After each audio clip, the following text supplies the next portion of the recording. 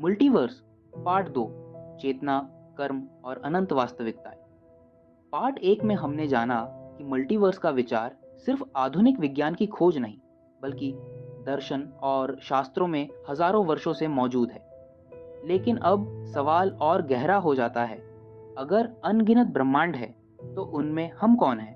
क्या हर ब्रह्मांड में हमारा एक अलग रूप मौजूद है? और अगर हाँ, तो हमारी चेतना किस ब्रह्मांड से जुड़ी है? क्या हर ब्रह्मांड में मैं मौजूद है?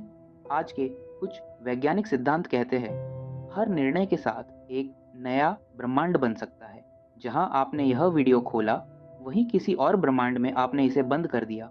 लेकिन दर्शन पूछता है, इन सभी मैं में असल मैं कौन है?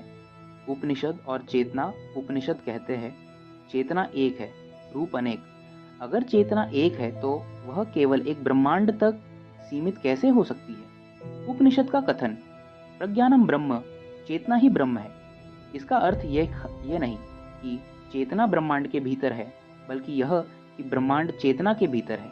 कर्म सिद्धांत और मल्टीवर्स।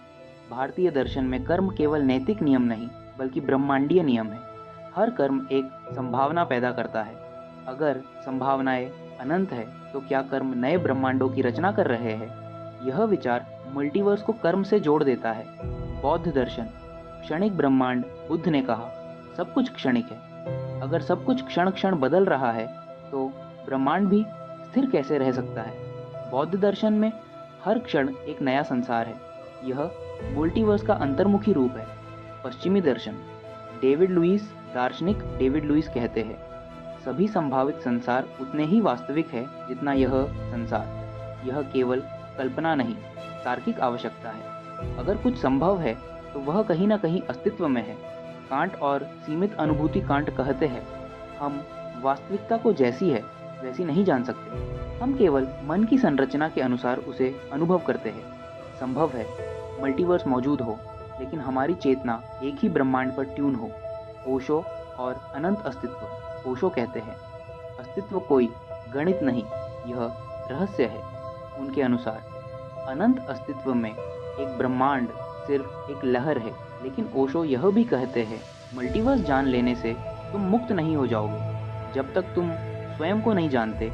जिद्दू कृष्णमूर्ति की चेतावनी। कृष्णमूर्ति कहते हैं, सिद्धांत सुरक्षा देते हैं, लेकिन सत्य नहीं। मल्टीवर्स एक विचार है, लेकिन अगर मन इसी में उलझ गया, तो चेतना और सीमित हो जाएगी। उनके अनुसार असली ब्रह्मांड वह है जो अभी अनुभव में है। क्या चेतना मल्टीवर्सल है? सबसे बड़ा प्रश्न, क्या चेतना एक ब्रह्मांड में कैद है या सभी ब्रह्मांडों में व्याप्त है? अगर चेतना सीमित होती, तो वह जान ही नहीं पाती कि वह सीमित है। इसलिए कई दार्शनिक कहते हैं, चेतना मल्टीवर्स से भी बड़ी है। वैज्ञानिक संकेत आज क्वांटम भौतिकी ऑब्जर्वर की भूमिका पर जोर देती है। देखने वाला प्रयोग को बदल देता है।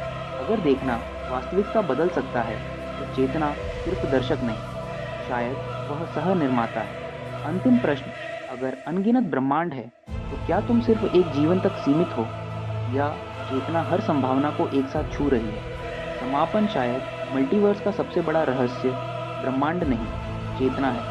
क्योंकि ब्रह्मांड बदलते रहते हैं, लेकिन जो देख रहा है वह शांत रहता है। अगर अनगिनत संसार है, तो भी सत्य एक ही हो सकता है।